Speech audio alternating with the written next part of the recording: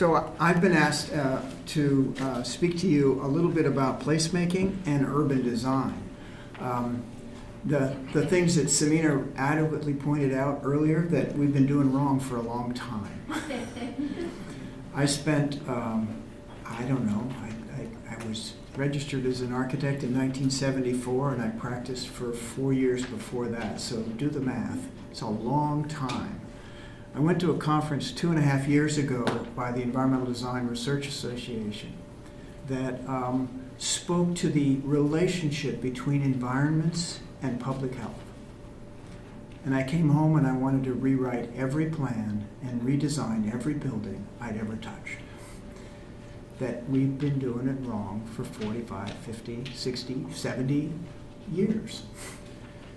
We somewhere lost our way in the way we thought about what we were making and what we were doing. And what gives me tremendous hope in One Region Forward and in the community actions that we're seeing is that we're getting planning and we're getting urban design and placemaking back where it belongs, where people live, what people do on a day-to-day basis, how best to support them in the most fundamental aspects of quality of life. I don't think there was any evil intent by the professions that I have dedicated my life to. I just think that we did not fully grasp the full impact of the decisions we were making. And it's not, Aaron, about big plans or little plans. It was a big plan that gave us the Olmsted Park and Parkway system. And it was a big plan that started to destroy it.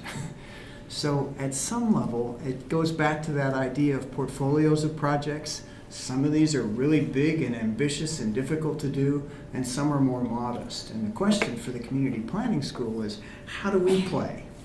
How do we put ourselves in relationship to the evolution of professions, the evolution of understanding of what it takes to live life well in contemporary times?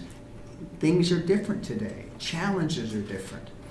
We read 164 plans in our 2-county region doing One Region Forward. As Samina points out, very little of them dealt with food. We have learned over the industrialization of agriculture to take it for granted. They got that, I'm going to attend to something else. And what Samina persuasively tells us is, that's a mistake, and it's going to cost us dearly in the future. So we go to work on these things. So let me kind of get to what I'm really here for as opposed to just this commentary. There's a notion that we, in the world of planning and design, put stuff in the landscape. We move things around. We build buildings. We mark historic landscapes. What we don't often enough do is recognize that the edge of the things make space. They make place. And those places are more important, perhaps, than the very thing we make. That cities are made of the spaces between the buildings.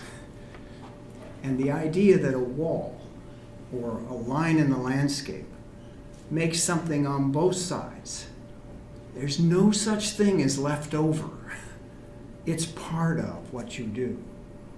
And so when you work in a neighborhood like Aaron, he's got these 25 blocks. They're fantastic. Wow, 90 properties in 25 blocks. Think what you could do with that throughout our 2-county region. That's a powerful thing. And it makes those spaces make place if we pay attention to the spaces inside the lines and outside the lines. Inside the walls, outside the walls. And so much of what we're trying to do here is that. There's another thing I want to suggest to you, which is that there's a quality of comeback story that we need to challenge if we're to understand the process of remaking cities as challenged as ours in this 2-county region. Cities, towns, villages, and the agricultural landscape. For us in this region, and particularly I think in the city of Buffalo, there was no single silver bullet no white knight charging over the hill, no champion that was going to save us. We can't imagine that's the way to do work anymore, because it won't have the foundation in democracy. It won't have that grassroots appeal. It can lead us to big projects that make big problems. It could lead, with the right kind of community and expert dialogue, big projects that make terrific contributions. So you'll never hear me argue, at least, for no big projects, but only the ones that don't make big problems. And so how do we negotiate that? We have to find out right now that we haven't had a single turning point in our history. I'm not even sure there's a single tipping point, because there's so much more to do, even as we see a lot of good progress in many ways. In truth, at the risk of multiple mixed metaphors, there were many bullets, multiple tracks, if not turning points, and lots of stars, a few corporate angels, and a whole host of other folks. Literally tens of thousands of people over 40 years have taken us from a city of depression to a city of hope. And hope is the pregnant terminology we haven't delivered yet. So stay with me on this kind of way of thinking about designing. My sense about design is we look at a challenge, like here we see an image of the High Line in New York. It's an adaptive reuse of an abandoned elevated rail. It's really an interesting thing where a group of neighbors to this piece of infrastructure said, this could be great. Yeah, sure. This could be great. It's a contested piece of real estate. It's a contested idea. And in the bars, taverns, churches, clubs, kitchen tables, public meetings over and over again, a really contested idea about this could be great became this is great. This is a terrific addition to the New York City skyline and the capacity for recreation in place. The High Line was designed and developed by James Corner Field Operations and Diller Scafidio and Renfro. But what they actually wound up doing with it was pretty extraordinary. It's a place where people live and play and recreate now on a pretty regular basis. We know some places like this in our community. I mean, like in a broad general sense. And it's very difficult to have the imagination that they could be great. But here it is. And we understand that design references the historic use of the rail line. It incorporates the landscape features which embrace the reclamation of nature and green infrastructure. And it's a public park in a core of a city that's underserved in parks. And it's literally a community action that made it happen. So how we choose to build places that have an effect on the livability of these places is critical. Often contested ideas like living downtown become matters of course. I'll give you an example. Buffalo Place Incorporated. Downtown real estate holders, in concert with government structure at the city and county level, imagine 1993. Presentation by a studio group with the School of Architecture and Planning saying, we should have more housing downtown. We should have people living in our downtown. For all the reasons you've already heard suggested through this course. It's about density, it's about transit-oriented development, it's about the way in which you revitalize a core city which has 64% of the tax base of the city. That if it's not alive, the city's not alive. If the city's not alive, the region dies.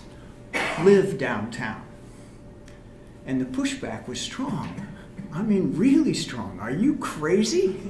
What an idealistic bunch of nonsense. Don't you understand I can make way more money parking cars than I can building housing downtown? And besides that, it costs so much more to build the house than I can get in rent for it. How would I ever do that? You're out of your mind. Housing was a contested idea in downtown. So then we go to a large Congress, 300 people, WNED. A year later, we ask a broad constituency of the downtown environment, what do you think is the most important thing? They say make it safe and secure, and let's live in it. What a concept. Push back, push back. And then bars, taverns, living rooms, public meetings, over and over and over again throughout the neighborhoods. Downtown suddenly begins to be understood as a neighborhood of neighborhoods. And maybe not only living downtown, but understanding the shoulder areas to downtown make it a place to live that services others. So in the last 5 years, we've seen 1,000 new units of housing. And the year before that, we saw 1,000 more. See, I love this person. She's got these notes that keep telling me what time it is. Okay. So these contested ideas become matters of course because we carry them forward, not with an expectation that it's going to happen because we know it's right, because who the hell are we? But because of the opportunity to join in the conversation and push it along down the road until suddenly it's, yeah, of course. Who here now challenges that we should live in our downtown? I think it's happened. But it wasn't even imaginable when we started. So off we go. These are some of those brief contemporary history of urban design things that I think got us into trouble. A large number of abstractions about what it takes to live life well, expert-driven, professionalized, and locked into kind of categories of things I've come to know and love and actually think can help us some, but only with the broader conversation, the way of engaging the contested environments that we talked about. So we've got lots of formal conceits about what constitutes the grid city. We have ways of dealing with, in a kind of regular basis, the garden city, the hopes for the Broadacre city, the way in which Ebenezer Howard divined kind of the right way to live. It's formula-based. It tends to lay on the landscape, not come from the landscape. The opportunity for the conversations that the Congress and what we call the Congress is related to One Region Forward, and what the kind of citizen planning school can address is the way citizens engage these formal concepts change the way we think about them. So we have a Congress of New Urbanism. They know what to do. But knowing what to do never gets it done. And knowing what to do means you got to have the conversation across the sectors to deal with the contested realities, the contested spaces and sites, and grow a better understanding of where best to go next. So all of this deals with sort of really struggling with where we are today. So contemporary planning and design, what we now teach these days is, well, if you can't build it, paint it. Pretend. Imagine, if you will, that this island, this place, is actually inhabitable. Try it out. See how it works. Listen to the people tell you it's not possible and it'll be awful. Watch people have a great time in it, and then gradually make it real. These are lots of interesting ways to do things. You can't think about urban design any longer as just putting place types on the landscape. Put this here, put that there. Urban centers, village centers, traditional neighborhoods, all the things we worked with as we wrestled with the idea of this game that we played with a lot of folks across the two-county region. Place the single-family residence there, limit, but here, the ex-urban residential, places to work, the suburban strip, the office industrial, all of the things we've been pushing around on the game board for a long time. But there's something about that that feels like someone else is doing it to us. And that dynamic has created some real problems for us. Good urban design is much more than putting place types on the map. Placemaking is not just about the relationship of people to their places. It creates relationships among people in place. In the final analysis, it's those people stories that make it matter. So placemaking is a process that's sometimes facilitated by planners and other professionals. They do have a contribution. I love them. I still are one. I ain't given up. we get smarter and smarter as we have conversations with constituencies like you. What to invest in, what do you protect, where would you locate our homes, jobs, and attractions, and what do you change? These are not things that have right or wrong answers. They have a way of responding to them, that there is a way of responding to them that makes us all smarter about the position of others. All of you come head to head with constituencies you wish would get out of the way. They're wrong, you're right, to hell with them. The encouragement I would say to you is, if you're going to be a placemaker, understand that even the most lunatic idea you hear comes from somebody's experience. They came to believe that some way. And if you don't work through the contested to, of course, you will leave them behind. And you lose half of the placemaking enterprise, which is the relationship among people that comes from making places together. That's what real placemaking and real urban design probably needs to be about. So with that, I get to a point of, in a democracy, we should be able to negotiate the types of places that will sustain us and will help us live life well. And we know the process is never done, because somebody else moves in, somebody else grows up, it's your space, not theirs. It's contested until it's ours again. And that kind of process is, for me, the most fun there is. It's a great conversation. That's the big picture. It's lots of ways of expressing yourself and your affection for your place. It's a performance art. As I say, if you can't paint it, put turf on it. Try it out. Have fun with it. Paint it. Celebrate. Even a small piece of celebration changes your relationship to place, and the people who brought the gift have a different relationship to you as well. Off we go. Close the street for a while. And this, again, I'm back to this notion of, if you can't build it, paint it. You can start to figure out lots of ways to try things out that people tell you you can't do. Oh, the plows won't work there. Oh my God, it won't function. Design by maintenance is designed to kill you, right? I mean, to destroy quality in some respects. Or, I'm sorry, it's a legitimate concern. You do have to clear the streets. You got to figure out how to do both. Let's try it for a while and see if it works. Small scale pieces. You will hear some in our Q&A about the way in which our citizen planning skills have been put to action through the Green Code. Thousands of people negotiating a contested space in their city. And so, as another example, scaling up perhaps from the kind of 25 block to a whole city between push and the Green Code. It's a way of thinking and starting to take community action locally and specifically. And then remember, in placemaking, there's a variety of worlds we work in. Two short examples to conclude. I remember, again, very early in the 90s, I think 91 or 92, we had a huge problem. I think there's still some of a problem of kind of folks trying to avoid tipping charges with trash and dumping it in vacant lots on the east side, where people live. And they wanted the trash out of the neighborhoods. So they had this sort of sub rosa task of a community action group we were working with that moved into the neighborhood in the dead of night, dragged trash onto the street and ran home. And then, of course, because it's in the street, the public has to move it off. And we did that for a while and not much happened. So we thought we needed to bring more attention to it.